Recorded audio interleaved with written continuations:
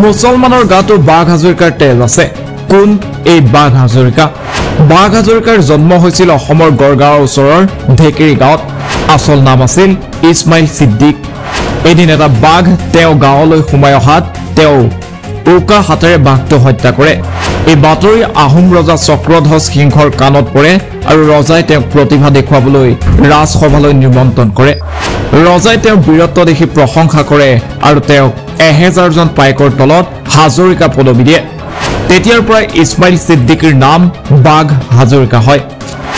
হৰেঘাটৰ যুদ্ধত নৌকা চালনাত পাৰ্গত বাঘ হাজৰিকা লাচিত বৰফুকনৰ সহচৰ আছিল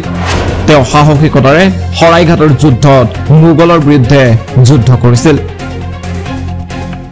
নিউজ ডেস্ক ৰিপোৰ্ট এনি টক্স মুছলমানৰ গাতো বাঘ হাজৰিকাৰ তেজ আছে কোন এই বাঘ হাজৰিকা বাঘ হাজৰিকাৰ জন্ম হৈছিল অসমৰ গড়গাঁৱৰ ওচৰৰ ঢেকেৰী গাঁৱত আসল নাম আছিল ইছমাইল সিদ্দিক এদিন এটা বাঘ তেওঁ গাঁৱলৈ সোমাই অহাত তেওঁ উকা হাতেৰে বাঘটো হত্যা কৰে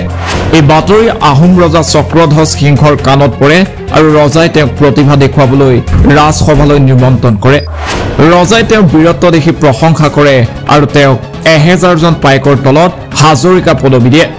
তেতিয়াৰ পৰা ইছমাইল সিদ্দিকৰ নাম বাঘ হাজৰিকা হয় হৰেঘাটৰ যুদ্ধত নৌকা চালনাত পাৰ্গত বাঘ হাজৰিকা লাচিত বৰফুকনৰ সহচৰ আছিল তেওঁ সাহসিকতাৰে হৰাইঘাটৰ যুদ্ধত মোগলৰ বিৰুদ্ধে যুদ্ধ কৰিছিল নিউজ ডেস্ক ৰিপোৰ্ট এনি টক্স মুছলমানৰ গাতো বাঘ হাজৰিকাৰ তেজ আছে কোন এই বাঘ হাজৰিকা বাঘ হাজৰিকাৰ জন্ম হৈছিল অসমৰ গড়গাঁৱৰ ওচৰৰ ঢেকেৰী গাঁৱত আসল নাম আছিল ইছমাইল সিদ্দিক এদিন এটা বাঘ তেওঁ গাঁৱলৈ সোমাই অহাত তেওঁ উকা হাতেৰে বাঘটো হত্যা কৰে এই বাতৰি আহোম ৰজা চক্ৰধ্বজ সিংহৰ কাণত পৰে আৰু ৰজাই তেওঁক প্ৰতিভা দেখুৱাবলৈ ৰাজসভালৈ নিমন্ত্ৰণ কৰে ৰজাই তেওঁৰ বীৰত্ব দেখি প্ৰশংসা কৰে আৰু তেওঁক 1000 জন পাইকৰ তলত হাজৰিকা পদবী দিয়ে তেতিয়াৰ পৰা ইছমাইল সিদ্দিকৰ নাম বাঘ হাজৰিকা হয় হৰেঘাটৰ যুদ্ধত নৌকা চালনাত পাৰ্গত বাঘ হাজৰিকা লাচিত বৰফুকনৰ সহচৰ আছিল তেওঁ সাহসিকতাৰে হৰাইঘাটৰ যুদ্ধত মোগলৰ বিৰুদ্ধে যুদ্ধ কৰিছিল নিউজ ডেস্ক ৰিপোৰ্ট এনি টক্স মুছলমানৰ গাতো বাঘ হাজৰিকাৰ তেজ আছে কোন এই বাঘ হাজৰিকা বাঘ হাজৰিকাৰ জন্ম হৈছিল অসমৰ গড়গাঁৱৰ ওচৰৰ ঢেকেৰী গাঁৱত আসল নাম আছিল ইছমাইল সিদ্দিক এদিন এটা বাঘ তেওঁ গাঁৱলৈ সোমাই অহাত তেওঁ উকা হাতেৰে বাঘটো হত্যা কৰে এই বাতৰি আহোম ৰজা চক্ৰধ্বজ সিংহৰ কাণত পৰে আৰু ৰজাই তেওঁক প্ৰতিভা দেখুৱাবলৈ ৰাজসভালৈ নিমন্ত্ৰণ কৰে